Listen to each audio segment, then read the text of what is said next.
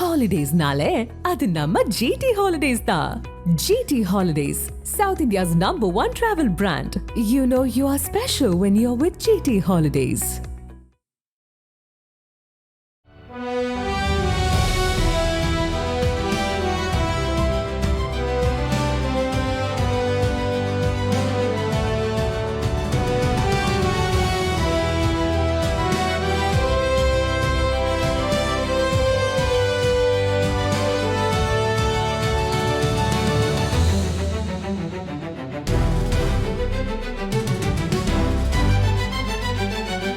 ஆதன் சினிமாவில் அனைவருக்கும் ஒரு பெரிய வணக்கம். இன்றைக்கு நம்ம கரூரில் தான் இருக்கோம். கரூரில் கொங்கு காலேஜ் அருகாமையில் தான் இருக்கும். குறிப்பாக சொல்லணும் அப்படின்னா, நாளைக்கு முதல்வர் விஜய் அவர்கள் இந்த காலேஜுக்கு வந்து 5000 பேர் இருக்கக்கூடிய நிகழ்ச்சியில் கலந்துக்க போகிறாங்க. குறிப்பாக திருச்சியில் வந்து பார்த்தீங்க அப்படின்னா, தேர்தலுக்கு பின் அவர் முதல்வர் ஆனதும் கலந்து கொண்ட முதல் நிகழ்ச்சியாக நன்றி தெரிவிக்கும் கூட்டமாக திருச்சி ஆனது இருந்தது. அங்கேயும் கிட்டத்தட்ட ஒரு 5000 பேர் மக்களுக்கு மட்டுமே அனுமதி அப்படின்ற ஒரு விஷயத்த நிபந்தனைகளை நம்ம பார்த்துருந்தோம்.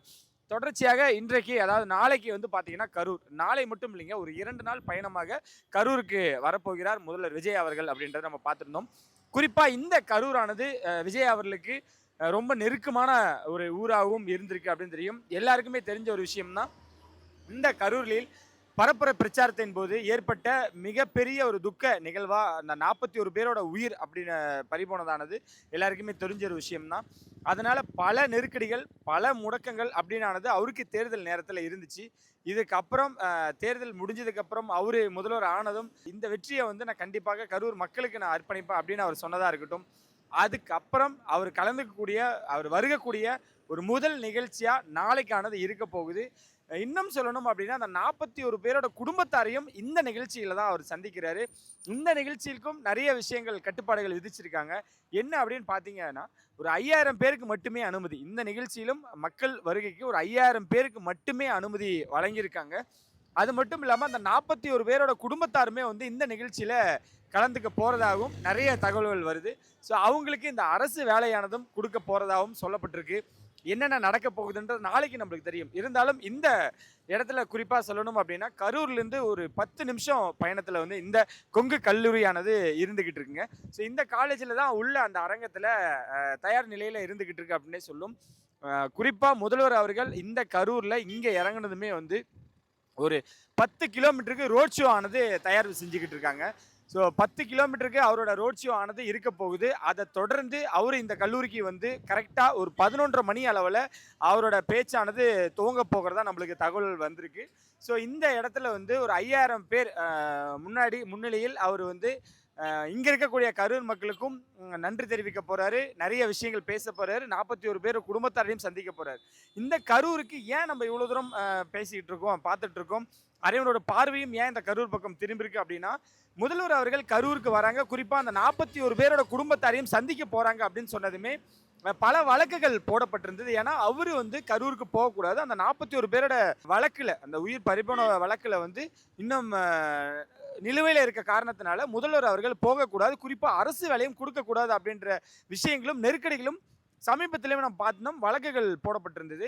அதற்கு உச்சநீதிமன்றமே என்ன சொல்லியிருக்காங்கன்னா, முதல்வர் அவர்கள் என்ன பேசணும் என்ன பேசக்கூடாதுன்றதை நாங்கள் அதை விதிக்க முடியாது, யாருமே அதை சொல்லவும் முடியாது அப்படின்றதையும் சொல்லி அவரு கரூர் வரத்துக்கு எந்த நிபந்தனைகளுமே விதிக்க முடியாது அப்படின்றதுமே ரொம்ப தெளிவாகவும் கண்டிப்பாகவுமே சொல்லியிருந்தது உச்சநீதிமன்றம். இதன் தொடர்ச்சியாக தான் வந்து முதல்வர் அவர்கள் இந்த கரூர் பயணத்தில் உறுதியாக இருந்தாங்க. அவங்க தரப்புல இருந்து ஒரு முறை கூட இல்லை இது நடக்காது, இல்லை அப்படின்றத யாருமே அவங்க வந்து தெரியப்படுத்தலை. அவங்க வந்து ரொம்ப உறுதியாக இருந்தாங்க, இந்த மக்களை சந்திச்சிடணும், அந்த 41 பேர் குடும்பத்தாரையும் கரூரில் வச்சு சந்திக்கணும் அப்படின்ற ஒரு விஷயம்தான். ஏன்னா அந்த பரப்புரை பிரச்சாரத்தின் போது 41 பேர் குடும்பத்தாரையும் கரூரில் இருந்து சென்னையை வரவழைச்சு அவர் பேசும் பொழுதே நிறைய விஷயங்கள் ரொம்ப எமோஷனலாக ஷேர் பண்ணியிருந்தாங்க. நான் உங்களை வந்து இங்கே வர வச்சு நான் பார்த்துருக்க கூடாது, கண்டிப்பாக உங்களை நான் வந்து உங்கள் ஊரில் வச்சு பார்க்கணும், கரெக்டாக இருக்கும் அப்படின்றதுமே முதல்வர் விஜய் அவர்கள் தெரியப்படுத்தியிருந்தார். அப்பயுமே ரொம்ப மனம் உடைஞ்சி அழுது அவங்கள்ட்ட பகிரங்கமாக மன்னிப்பு கேட்டிருந்தாங்க முதல்வர் விஜய் அவர்கள். அதுதான் இப்போ நடந்திருக்கு. அவர் முதல் பயணமாக கரூர் இருந்திருக்கணும் அப்படின்னு நிறைய பேர் நிறைய விஷயங்கள் பேசப்பட்டிருந்தாலுமே கூட திருச்சியில் தான் நன்றி தெரிவிக்கும் கூட்டம் நடந்தது. கரூரை மறந்துட்டாரு, கரூருக்கு வரல அப்படின்றது நிறைய விமர்சனங்கள அடுக்கிட்டே இருந்தாங்க. அதெல்லாம் உடைச்சு, இல்ல அவங்களுக்கு என்ன வேணும், என்ன தேவை அப்படின்றத என்னால பண்ண முடியும். ஏன்னா, அந்த அந்த நேரத்திலேயே வந்து பார்த்தீங்கன்னா, ஒரு குடும்பத்துக்கு 20,00,000 அது மட்டும் இல்லாம, இன்ன வரைக்கும் மாதம் மாதம் ரூ. 5,000 அவங்களோட வங்கி கணக்குல போடப்பட்டுக்கிட்டு இருக்கு. அவங்களுக்கு என்னனாலும் அவங்க வீட்ல ஒரு அண்ணனா, தம்பியா, நான் கூடவே இருந்து பார்த்துப்பேன் அப்படின்ற உறுதி அளிச்சிருந்தாரு முதல்வர் விஜய் அவர்கள். ஏன்னா, அந்த நேரத்திலேயே அவங்கள வந்து சந்திக்க விடல. வீடியோ கால்ல பேசினாங்க. அதுக்கப்புறம் கரூர்லேருந்து அழைச்சிட்டு போய் சென்னையில வச்சு ஒரு தனியார் விடுதியில வச்சு சந்திச்சிருந்தாங்க. இத்தனையும் தொடர்ச்சியா அவர் பண்ணிட்டு இருக்க இந்த வேலையில இன்றைக்கு நன்றி தெரிவிக்கும் திருச்சி கூட்டத்தை விட்டுட்டு பார்த்தோம் அப்படின்னா, அவர் வரக்கூடிய முதல் அரசியல் கூட்டமாக இது இருக்குமா அப்படின்ற ஒரு விஷயம் தான். இவ்வளோ தடைகள் விதிச்சாங்க. வரக்கூடாதுன்னு வழக்கெல்லாம் போட்டாங்க. அவங்க நம்ம எல்லாருமே சொன்ன மாரி முதல்வர் அவர்கள் சும்மாவே நெறைய பேசுவாங்க. பேசக்கூடாதுன்னு சொன்னாங்க. அப்பயே நெறைய பேசினாங்க. இப்போ வரக்கூடாதுன்னு வழக்கெல்லாம் போட்டாங்க. நாளைக்கு என்ன பேச போறாரு அப்படின்னு தான் மக்களோட ஆர்வமா இருக்கு. நம்ம நின்னுட்டு இருக்கக்கூடிய இந்த இடத்துலருந்து பார்த்தீங்கன்னா, கரூர்லேருந்து நேரா நாமக்கல் போற வழியில தான் வந்து அந்த கல்லூரியானது அமைஞ்சிருக்கு. கிட்டத்தட்ட ஒரு 10 கிலோமீட்டர் ரோட் ஷோ ஆனது ஏற்பாடுகள் செய்யப்பட்டிருக்கு. முதல்வர் விஜய் அவர்கள் வரும்பொழுது 10 கிலோமீட்டருக்கு ரோட் ஷோ ஆனது ஏற்பாடு பண்ணியிருக்குங்க. வழக்கமா சொல்ற மாரி தான். தேர்தலுக்கு முன், தேர்தலுக்கு பின்னுன்னு எடுத்துக்கிட்டாலுமே கூட, அப்ப இருந்து இப்ப வரைக்கும் ஒரு விஜய் அதாவது முதல்வர் விஜய் அவர்கள் எங்க போனாலும் அவரோட கால் தடம் எங்க பதிச்சாலும் அவங்களோட கொடியானது வரவேற்க எப்பவுமே தயாரா இருக்கும். அதுதான் இங்கேயும் நடந்திருக்கு. கிட்டத்தட்ட அந்த ரோட் ஷோ வழியில வந்து பார்த்தீங்க அப்படின்னா, நம்ப முன்னாடி இருந்து இந்த கல்லூரிக்கு வரைக்கும் ஒரு 2, 3 கிலோமீட்டர் வரையில் அந்த கொடியானது வரவேற்க தயாரா இருக்கு அப்படின்னே சொல்லலாம். அது இல்லாம பேனர்ஸ் குறிப்பா சொல்லணும்னா, ஏன் இந்த கரூர் இன்னும் அவங்களுக்கு ரொம்ப ஸ்பெஷலா அமைஞ்சிருக்கு அப்படின்னு பார்த்தீங்கன்னா, கரூர்ல இருக்கக்கூடிய விஜயபாஸ்கர் அவர்கள் இந்த தேர்தல்ல வெற்றி அடைஞ்சது எல்லாருக்குமே தெரியும். அவரும் ராஜினாமா செஞ்சு தாவேக்கால இணைஞ்சிருக்காரு அப்படின்றது இன்னும் கொஞ்சம் எக்ஸ்ட்ரா ஒரு போனஸா அமைஞ்சிருக்கு அப்படின்னு தான் சொல்லணும். இங்க இருக்கக்கூடிய மதியழன் அவர்கள் ஆல்ரெடி மாவட்ட செயலாளர் அவரோட பணியை ரொம்ப சிறப்பா பண்ணிக்கிட்டு இருந்தாங்க. அவருக்கும் நிறைய சிக்கல்களும், நிறைய சர்ச்சைகளும் வந்தது அந்த நேரத்துல.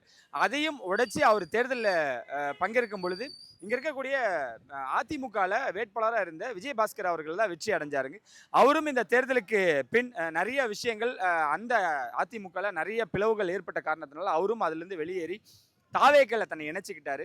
ஸோ இங்க வந்து பார்த்தீங்கன்னா, இந்த 5000 பேர் மக்களுக்கு அனுமதி அப்படின்ற பட்சத்தில் இந்த நுழைவாயில பேனர்ஸ் ஒரு மிக பிரம்மாண்டமாக தயார்பட்டிருக்கு.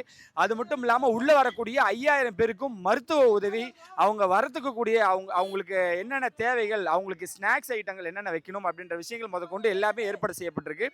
குறிப்பா நீங்க பார்த்தீங்கன்னா, சென்னையில ஒரு ஒரு நிகழ்ச்சி ஒண்ணு ஏற்பாடு செஞ்சிருந்தாங்க. திருச்சியில இருக்கக்கூடிய விஜயபாஸ்கர் அவர்கள். ஸோ அங்கேயும் ரொம்ப பிரம்மாண்டமாக கிட்டத்தட்ட ஒரு 200, 300 பேருந்துகள்ல வந்து எல்லாருமே கலந்துக்கிட்டாங்க.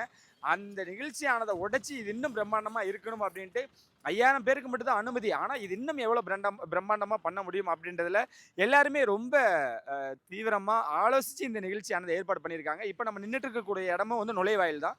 ஸோ நாளைக்கு வரக்கூடியவங்களுக்கு எந்த இடத்துலயும், எந்த விஷயத்திலும் அவங்களுக்கு எந்த ஒரு குறையும் இருந்துடக்கூடாது அப்படின்றதுல ஒவ்வொரு விஷயங்களா பார்த்து பார்த்து பண்ணியிருக்காங்க. இங்க இருக்கக்கூடிய விஜயபாஸ்கர் அவர்களும், மதியழன் அவர்களும் இணைஞ்சு இந்த விழாவானதை ஏற்பாடு பண்ணியிருக்காங்க.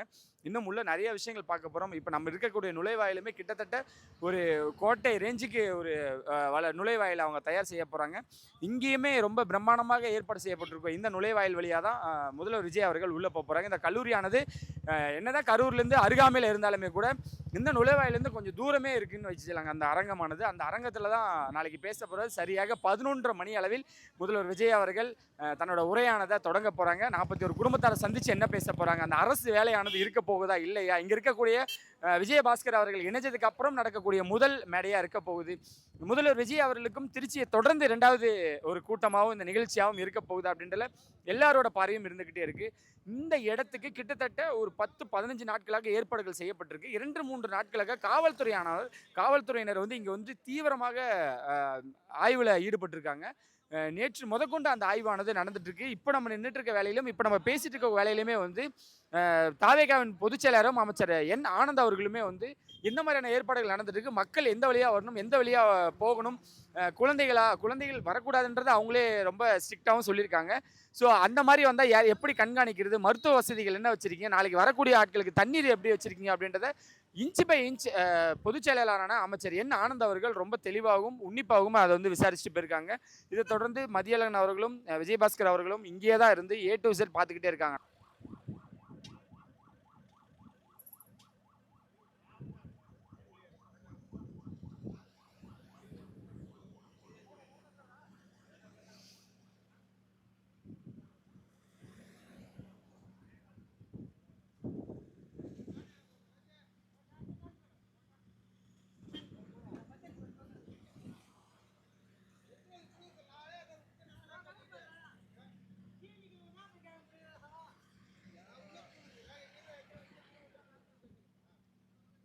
ஸோ இப்போ நம்ம பார்த்துட்டு இருக்க வேலையிலையுமே காவல்துறையானவங்க காவல்துறை மிக சிறப்பாக ஆய்வுகளை ஒருத்தர் மாற்றி ஒருத்தர் வந்துக்கிட்டே இருக்காங்க அப்படின்னு எடுத்துக்கலாம். இதே கரூருக்கு வந்த நிலையில் என்ன அப்படி ஆணுச்சு அப்படின்றது எல்லாருக்குமே தெரியும்.